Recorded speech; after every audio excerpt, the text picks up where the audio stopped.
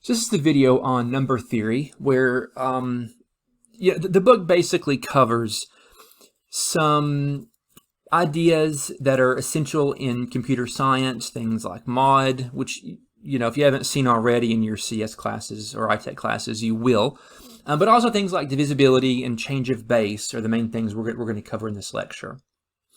So, talking about divisibility, we're going to take a and b to be non-zero integers, and we say that a divides b if there's an integer such that a can be written as a times c. And if that does happen, then we use this notation right here, and we read it as a divides b. Basically, the intuition behind this is saying that a goes evenly into b with no remainder, okay? If a doesn't divide b, then we use this notation with the strike through it. When a divides b, we say that a is a divisor of b, and that b is a multiple of a. This is all a lot more straightforward when you can see an example. So look at this one. So does 3 divide 12? Yes, it does, because notice that I can write 12 as 3 times 4. That is, 3 does go evenly into 12. So 3 divides 12. But 5 does not divide 27, because 5 doesn't go into it evenly. That is, there is no integer c that exists such that 27 is equal to 5 times c. So 5 does not divide 27. All right?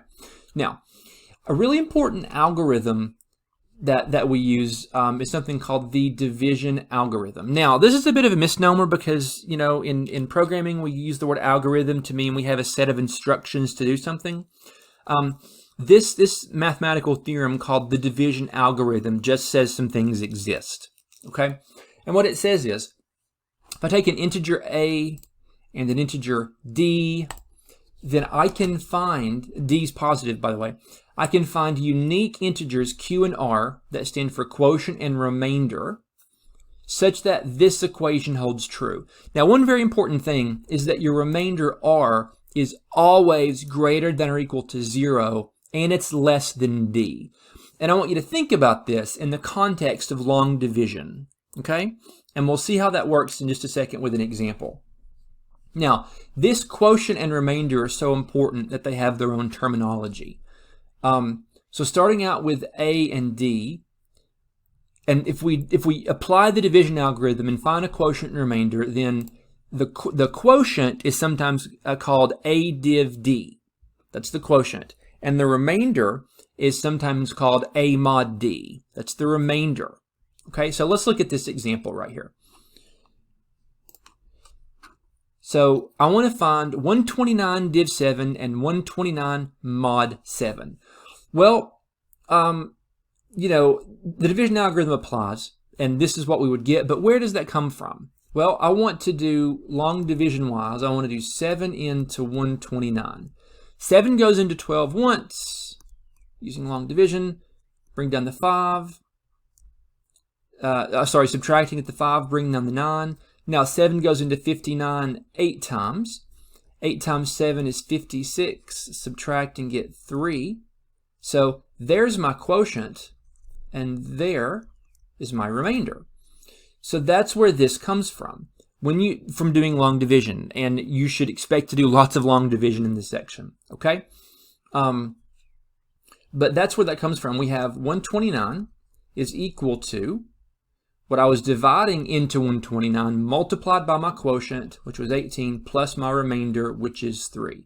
And again, that quotient there, this is div, and this is mod. So that's where those numbers come from. 129 div 7 is the quotient, 18. 129 mod 7 is the remainder, which is 3. Okay. So, moving on, let me go ahead and erase all this. And let's move on to the next thing. I want us to look at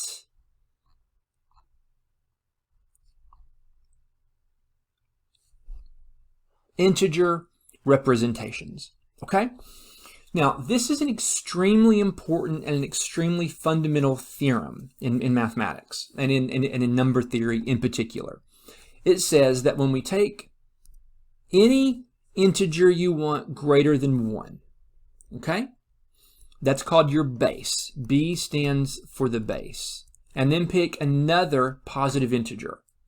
Then there is a way to write n as powers of b. So just as an example, okay, as an example, take b to be 10, and that gives us something called decimal representation. And then take n to be 1,521. This theorem says that n can be written as numbers times powers of b. Well, this just goes back to place value that you learned in back in elementary school. So I have the thousands place, which is 10 to the third power, plus 5, that's in the hundreds place, so 5 times 10 to the second power, plus 2 times 10 to the first power, plus 1 times 10 to the 0th power, which is the ones place, all right? The great thing about this theorem is it says we don't have to use decimal notation, because sometimes we want to use binary. We want to represent numbers octal, base 8, or hexadecimal, base 16. Those are the most common ones we use. Binary, base 2, octal, base 8, decimal, base 10, and hexadecimal, base 16. But we could really use any base we wanted as long as b is greater than 1. Those are just the most common ones. So let's look at some more examples. Let me get all of this erased.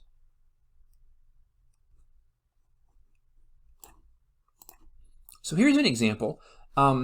If we want to do the expansion of something that's base 7. So we're going to look at the number 1063 base 7. Okay? So not only are we going to use that theorem to write it out, but we're going to see what this number is in base 10. So this is how you convert from base 7 to base 10. So notice, I'm going to write this a little bit larger so I have room. We have 1063 base 7. Well, this first integer right here, this is in the 7 to the 0 place, or the ones place. 6 is in 7 to the first power place. 0 is in the 7 squareds place. And 1 is in the 7 cubes place. Notice this is exactly like the example we did that was in decimal notation, but now we're in base 7. We still start with the 7 to the 0, 7 to the 1, 7 squared, and 7 cubed. Now, if we follow these instructions right here and expand it out, it's 1 times 7 to the 7 cubed, because it's in the 7 cubes place, plus 0 times 7 squared, plus 6 times 7 to the first, plus 3 times 7 to the 0. And when you do all that multiplication and add it out, this is what you get. So the upshot of all of this is that 1063 base 7 is equal to 388 base 10. So that's how you do problems where you're converting something from a different base into base 10. And then the videos that are embedded in the notes, and at the very end of this video, I'm going to have some other examples of doing that. All right, so moving on. Next, I want to talk about something called hexadecimal, which is important for programming, depending on what kind of programming you do. Hexadecimal is what's called base 16. As I mentioned before, base 2 is octal, base 2 is binary, base 8 is octal, base 16 is hexadecimal. And the thing about base 16 is we don't have enough digits, okay? So when we use decimal expansion, well, let me step back. When we use binary, the digits we use are 0 and 1. Because when we go up to the next number, it would just be 1 0 and then 1 1. Okay, and then 1 0 0. So and as you do the examples converting back and forth, you'll get a better idea of how that works. When we do, but at any rate, the decimals are 0 and 1. Now, in octal, the digits are 0, 1, 2, 3, 4, 5, 6, 7. Okay, and since it's base 8, we don't write down we don't have a different digit for 8. In decimal, our digits are the familiar digits, 1 through 9. Whoops, 6, 7, 8, 9. But in hexadecimal, we need other symbols to represent our other digits because hexadecimal is base 16. So I'm going to have 16 digits. So 0, 1, 2, 3, 4, all the way up to 8, 9.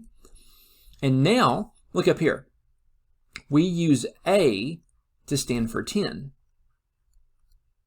I don't want to write 1, 0 because I've already used those digits. But for us to say that this is a digit we're using hexadecimal, we use the letter A, which, is equal to 10.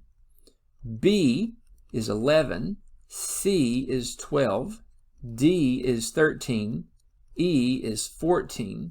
And F is 15. And again, we don't have one for 16 because this is base 16. So just be aware of that when you're converting back and forth from hexadecimal to something else. Okay, now,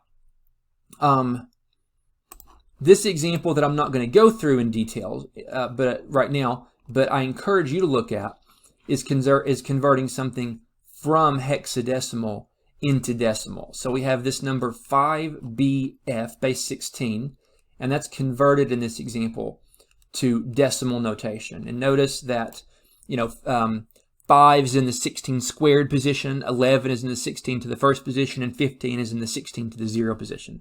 So you expand and multiply and you get 1471. So what we would like to do now is talk more about base conversion. That is, how can I go from a base other than decimal to base 10? All right. So basically what we do is, what this paragraph is talking about is using repeated long division over and over and over. So we're applying the division algorithm. So let me show you with an example right here. Okay. So over here on the left, we have this fully worked out example. I want to show you how this works in practice.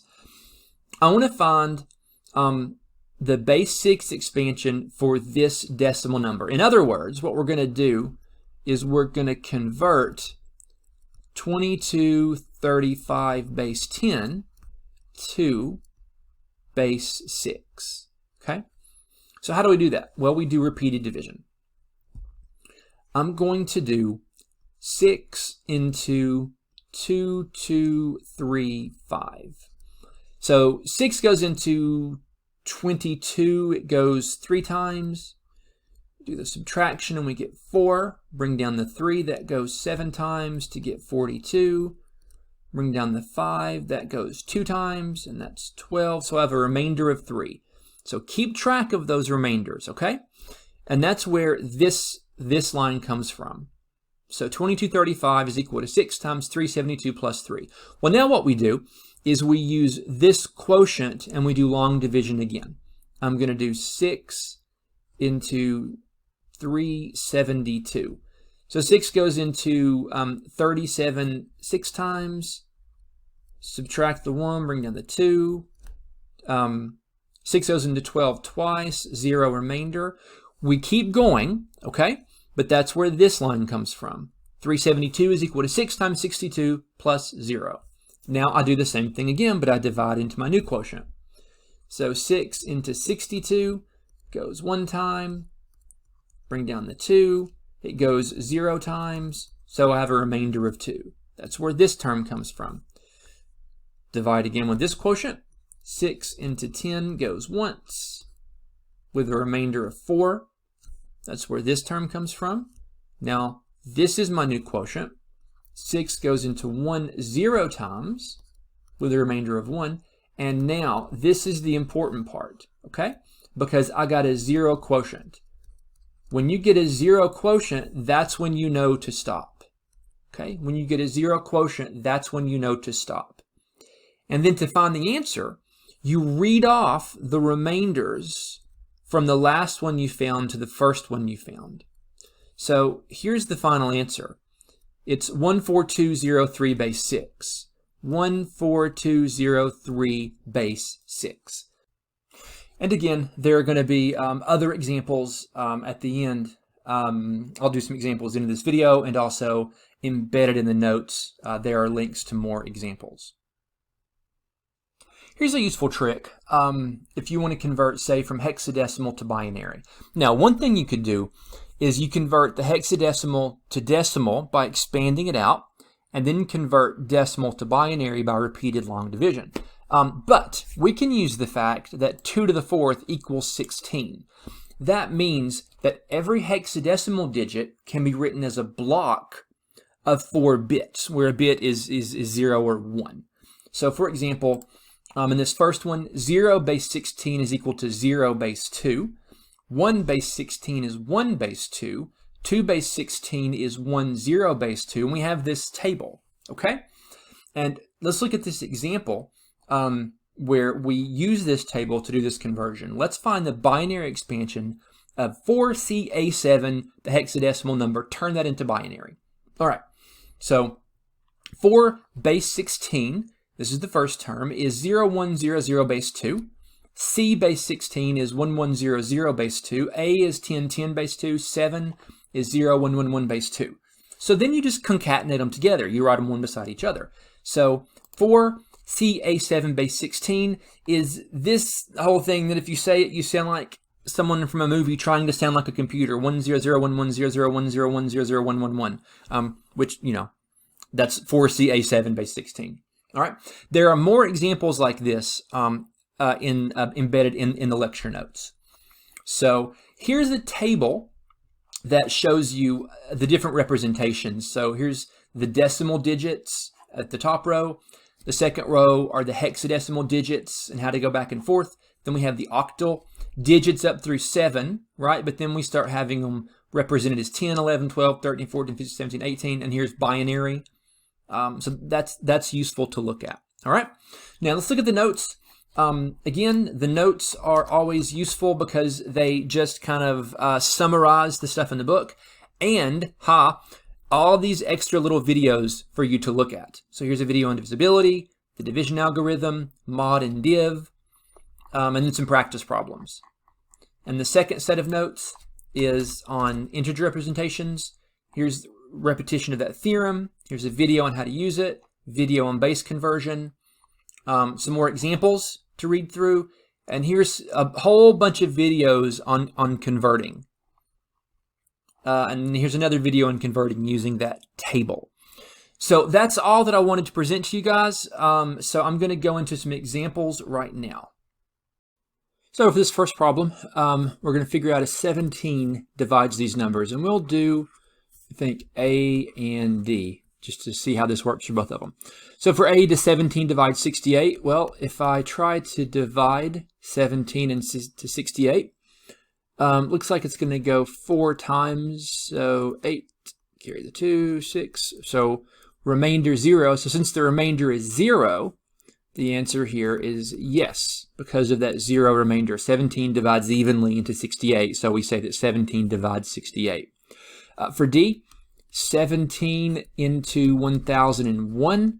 Well, 17 will go into 100, I think 5 times, and if I multiply down, that's going to be 35. So that'll be 15, bring down the 1.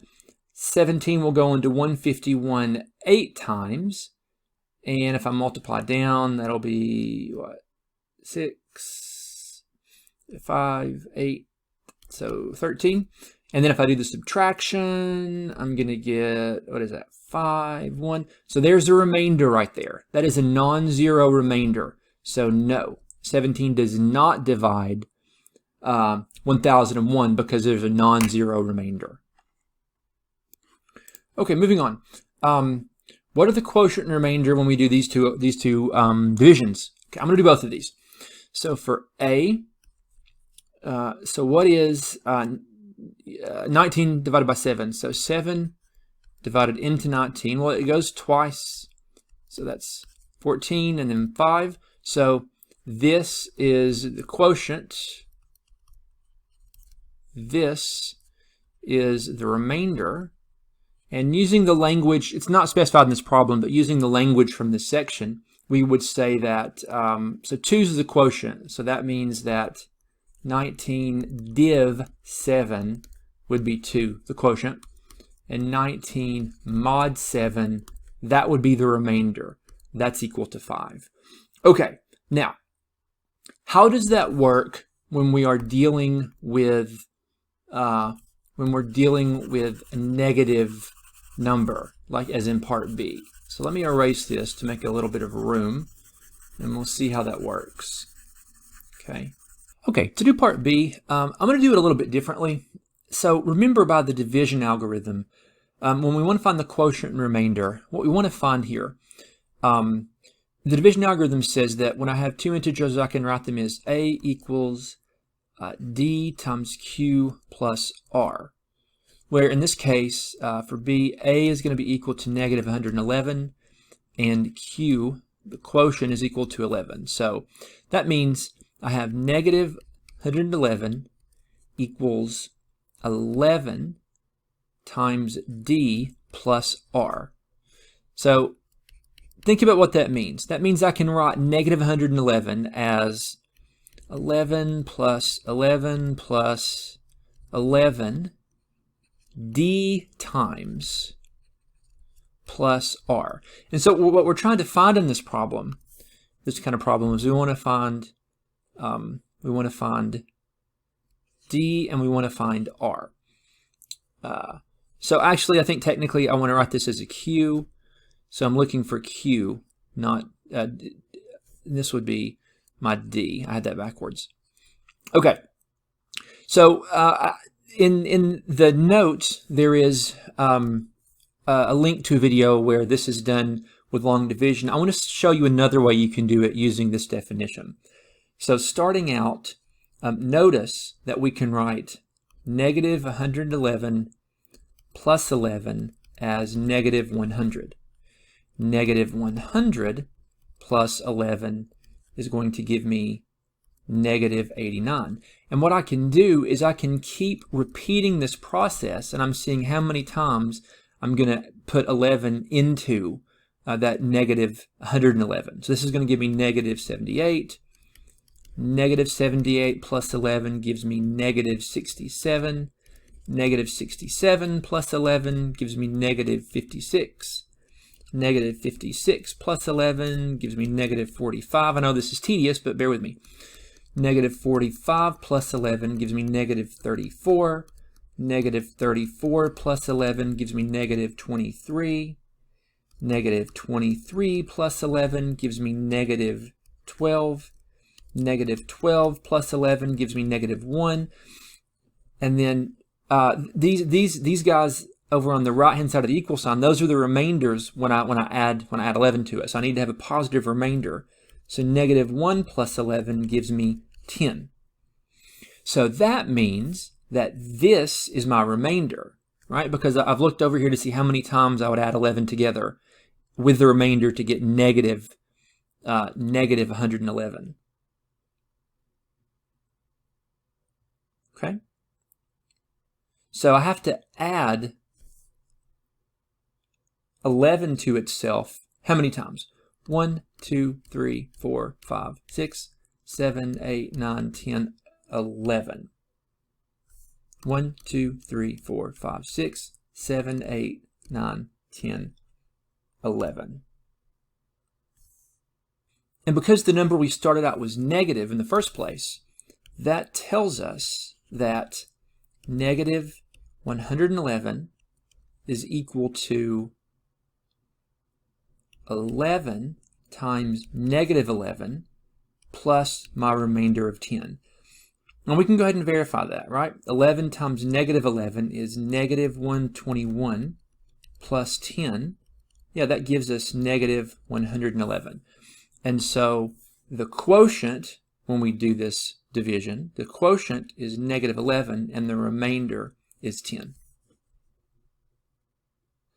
So for this problem, we want to take this base 10 number, this decimal number, 236 base 10, and write it base 9. Now, as mentioned in the lecture part of this video, we use the division algorithm over and over and over, and then we look at what the remainders are. So I'm going to divide 9 into 236. So that's going to go 2 times, subtract, and that's going to be 5. 9 into 56 is going to go, 6 times. 6 times 9 is 54 with a 2 left over. So that tells us over here on the right, I'm going to write 236 can be written as 26 times 9 plus 2. Now I'm going to divide 9 into this quotient. So I have a new division. So 9 into 26, it's going to go 2 times. When I subtract, I'm going to get, what am I going to get? I'm going to get 8. So 8 is smaller than 9, so that division is done. So 26 is equal to 2 times 9 plus 8. Then I'm going to do 9 into 2. It will go 0 times with a remainder of 2. And I know that I'm done because I have a 0 quotient. So when you do this type of problem, you know that you stop dividing when you have a 0 quotient. So 2 is equal to 0 times 9 plus 2. And now I look at the remainders over here to see what the answer is. And you read from the last one to the first one.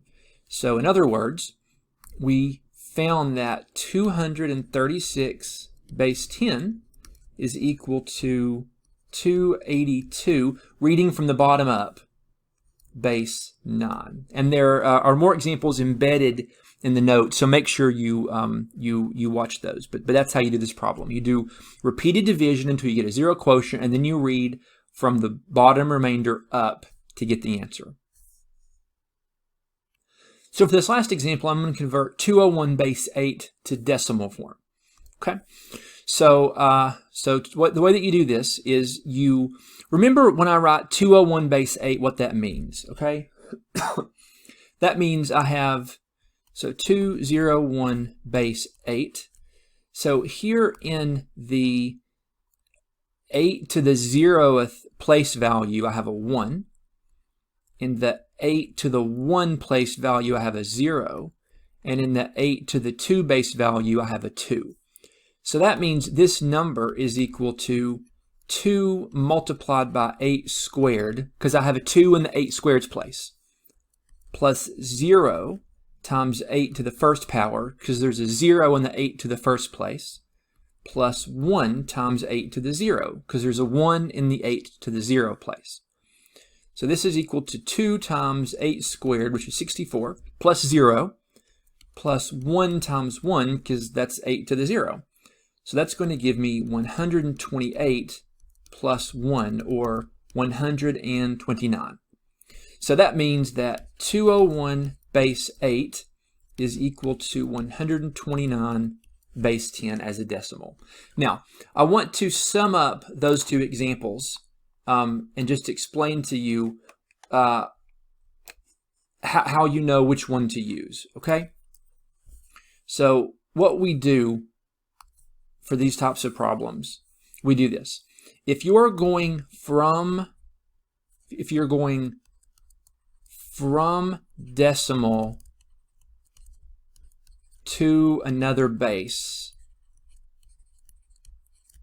then in this case what you do is you do repeated division, and you note the remainders, where remember you read from the bottom to the top. Okay, if you are going from another base to decimal, then you expand, multiply, and add. That was the example that we just got finished doing. So that's how you know which one to use. When you're starting with decimal to a different base, you do repeated division, you know what the remainders are. If you're going from another base to decimal, that's when you expand it out, multiply everything, and then add. All right. So I hope this is all helpful.